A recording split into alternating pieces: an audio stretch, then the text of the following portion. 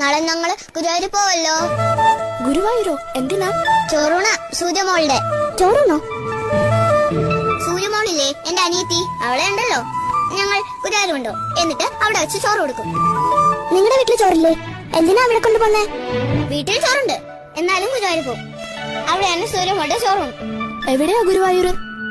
ഒത്തിരി ദൂരെ ദൂരെ ദൂരെ ദൂരെ. എങ്ങനെയാ പോണേ? ബസ്സിലാ?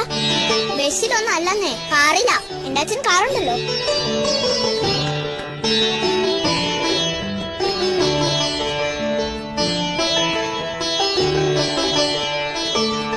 ഈ ചോറുണ്ടെന്ന് വെച്ചാ എന്താ ജാനിക്കുട്ടി?